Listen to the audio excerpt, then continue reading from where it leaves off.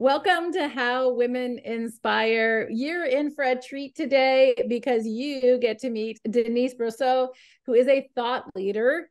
Truly, a lot of people say thought leader, but this woman is the thought leader of thought leaders. She is the CEO of Thought Leadership Lab, and she's written a bunch of books, and she is just an extraordinary speaker all around the globe. We're so lucky to have her here today. She's passionate about inspiring and amplifying voices, your voice and my voice. She assists leaders and change makers in expanding their influence and their impact, which obviously is all of our goals in our communication, but really getting honed in and making sure we keep going back to that is really critical. She's literally one of my sheroes, and I've learned so much from all the impact she's had in the world. She was the co-founder of Watermark, which is now called Upward, and as well as Springboard Enterprises. Denise is such a champion of women. All kinds of women-led companies and their access to capital have been front and center in the work that she does. You may already know about Denise because her reputation precedes her, but she is the real deal. When you want to find women who do things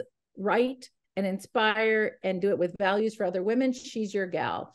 Her book, Ready to Be a Thought Leader, guides you in amplifying your message. It really helps you figure out how you can have an impact with your message and get it out there. She's been recognized as a White House champion for change. What about that? And a Silicon Valley Women of Influence. And she's got all the good degrees from Stanford and Wellesley, the women's school.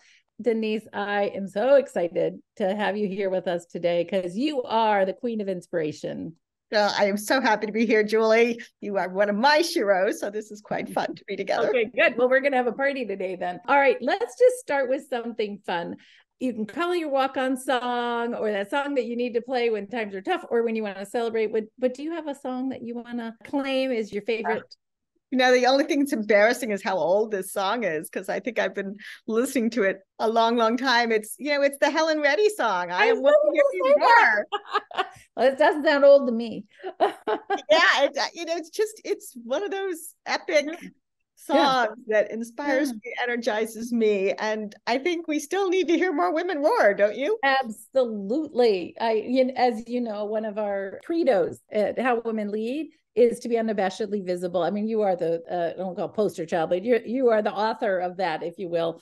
So you've helped so many women roar in the world. How did you get to a point where this became your life's work and where you felt like this is where you wanted to put your energy? Because you could do anything. You've done so many things. I do have a very eclectic background, and I think that's actually one of the joys of looking back at my, I don't have one of those resumes that reads straight line like my sister's, but I do like to try lots of new things.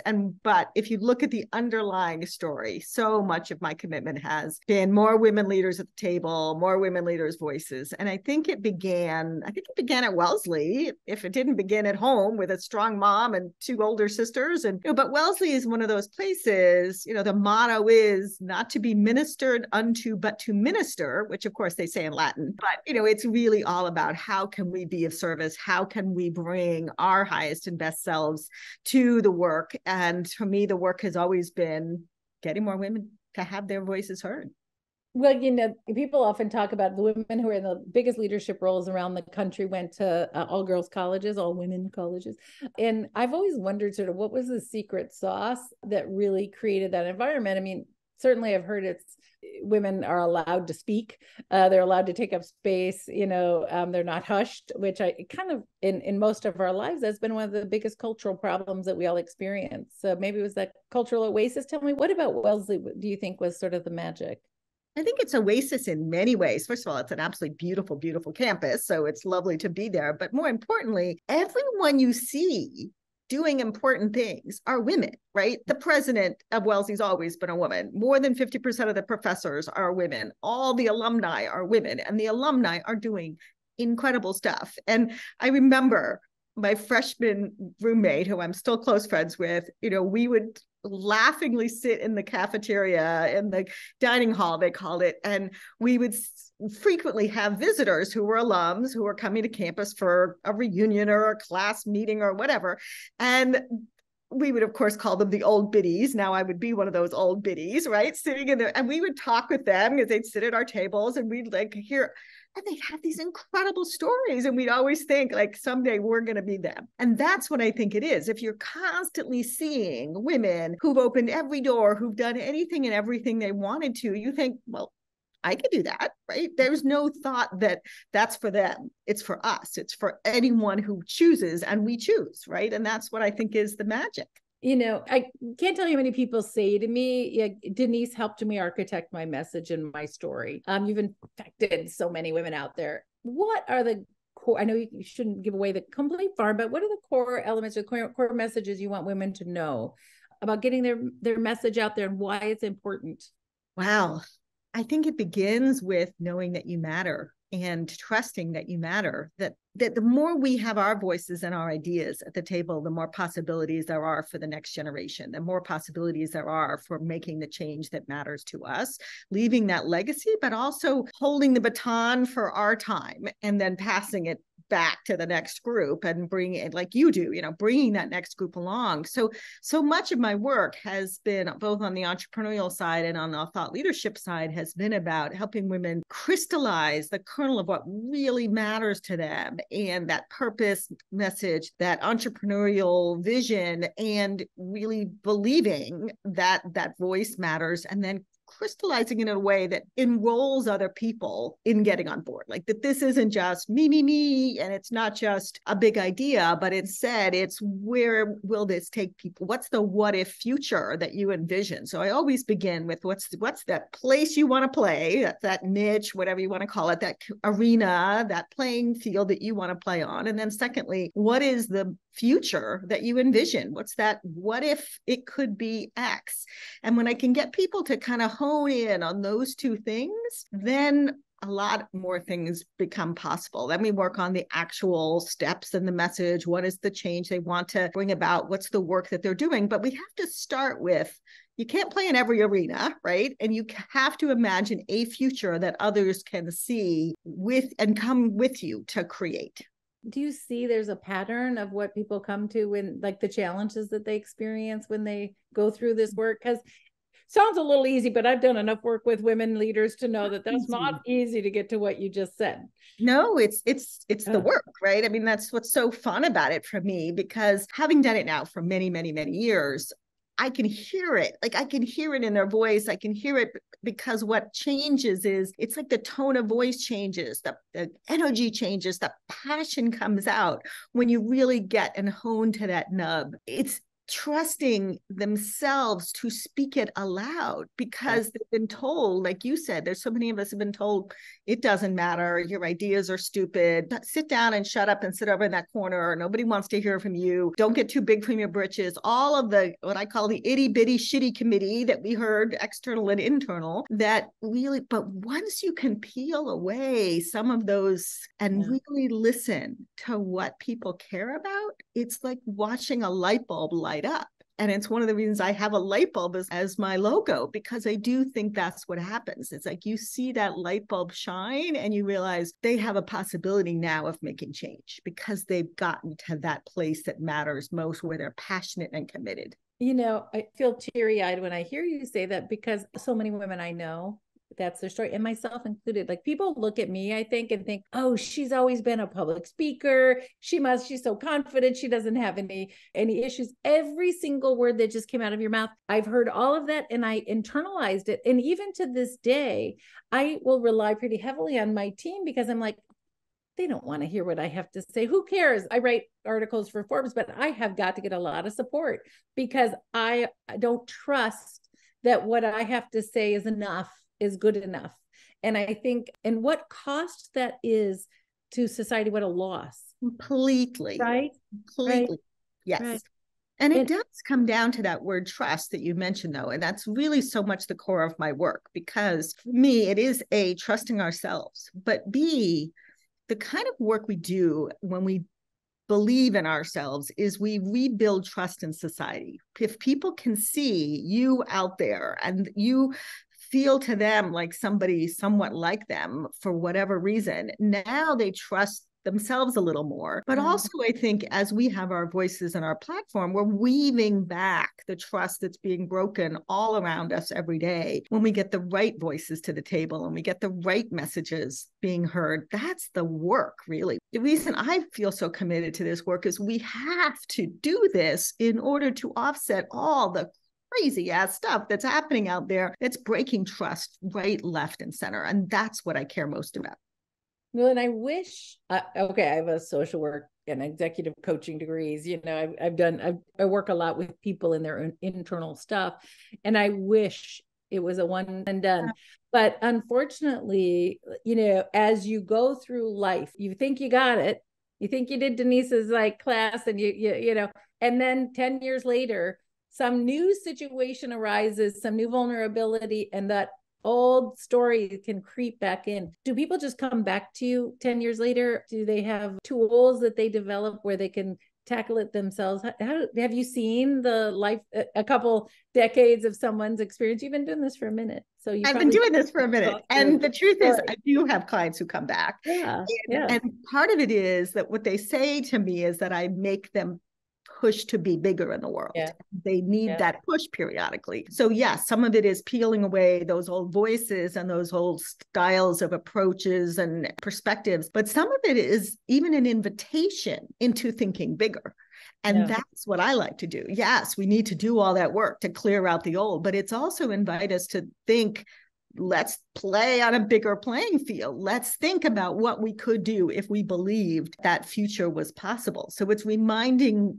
And I just was on the phone just yesterday with a client that I hadn't talked to in 2 years. And this was some of the terms and voices, the message that she was reminding me that I'd said to her. And I think that's really lovely, like to be able to reconnect with someone 2 years later or 5 years later or 10 years later and help them to remember what they had committed to.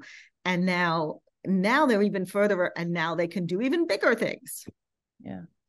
So at Watermark, I think of Watermark as so many elements were similar to what How Women Lead is. And I learned so much. I loved the Watermark events when you were running it, and I would go but you put women on stage, and then you deeply saw people, I think, and connected them. And that's what's so beautiful, right? But you've seen so many women on stage, and you've helped so many women with their thought leadership. I would love to know sort of what are the elements that really make someone really get it and take it in a home run? And what's your favorite story? Maybe you can tell a story to get us to understand it. So often it's something deeply personal. So I'll pick a story that just came to mind as you asked me. And this is woman, Megan McNeely, who I met, I don't know now, 7 or 8 years ago. And she came to me through a talk that I had given at her company. And she came to me she's never going to be a quiet person. So she's bold and she's got a big personality, but she had never used it outside of work, meaning not for her own message. But she had gone through cancer 3 times in her life and had recovered each time. And she had reconfigured her entire life, really, from core elements, food and environment and stress and everything. And she had a perspective about what people needed to do. And as we started to work together, we started to put together this beautiful framework that it turns out her boyfriend was a graphic designer, and we worked with him to come up with this beautiful image. She ended up writing this book, interviewing some of the top leaders and people you and I have heard of, to actually take each one of the parts of her framework and get a true story of someone talking about how reframing that part for them had changed their life.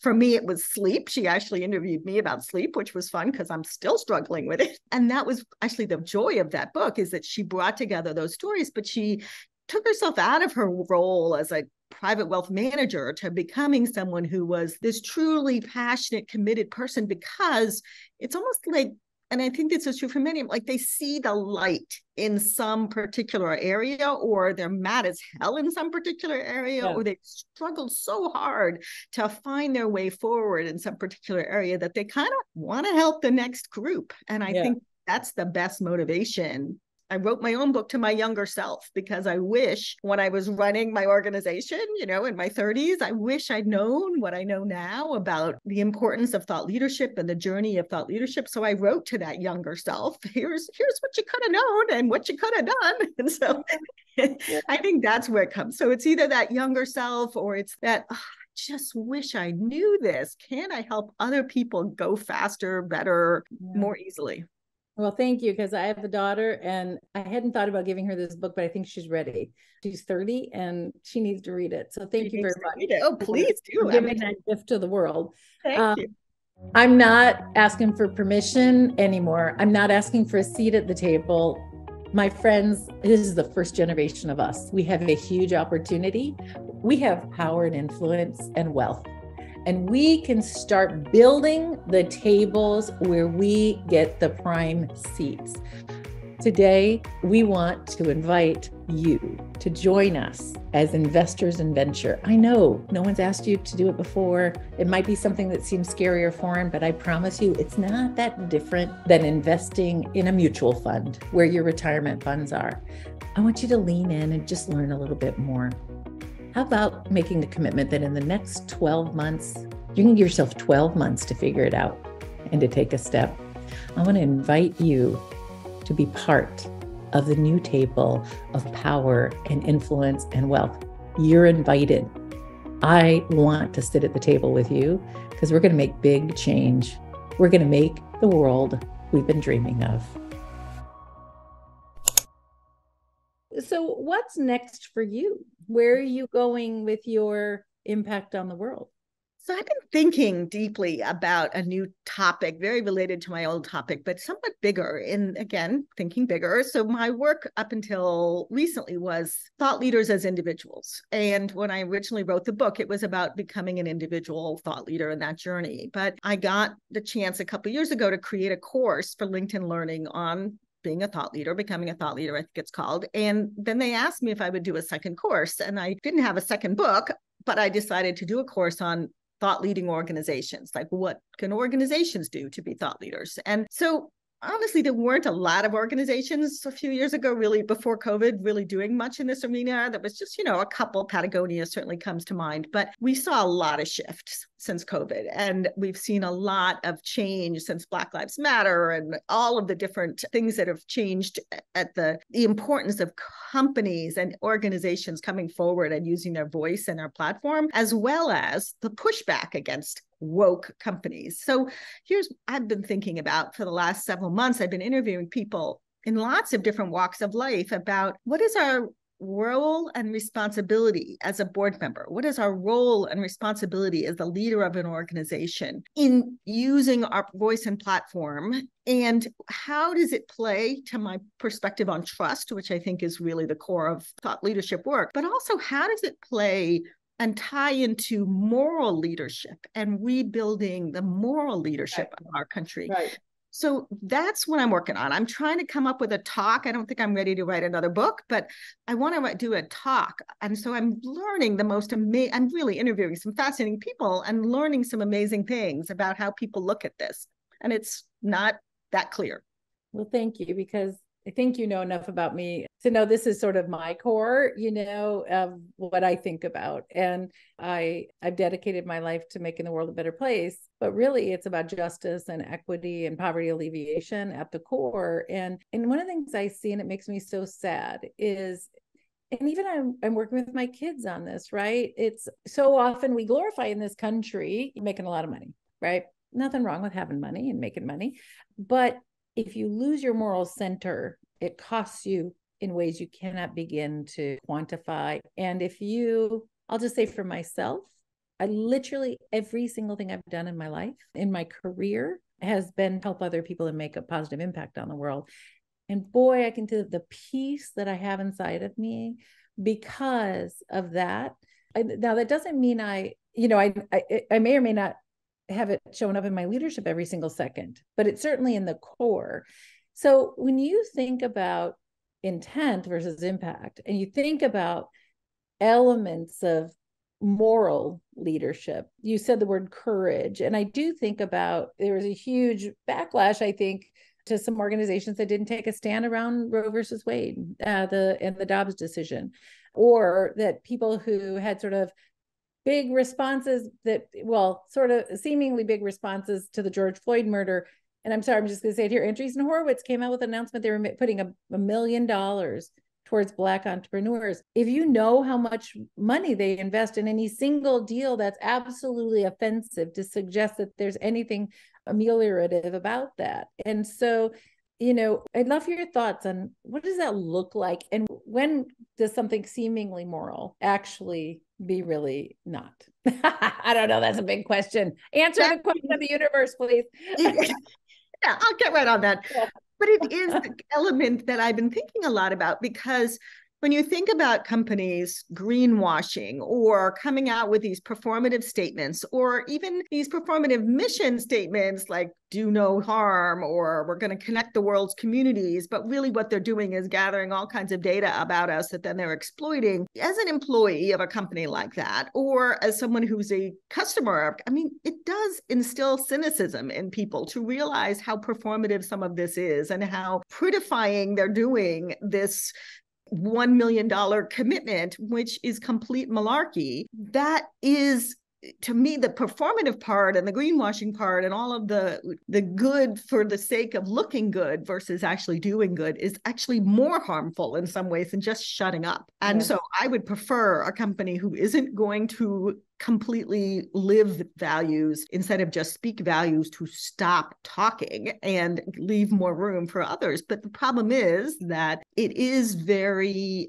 I don't know, the word would be sexy at the moment of George Floyd to suddenly come out with I'm going to do XYZ, or the Dobbs decision, I'm going to do, we get on the bandwagon very quickly.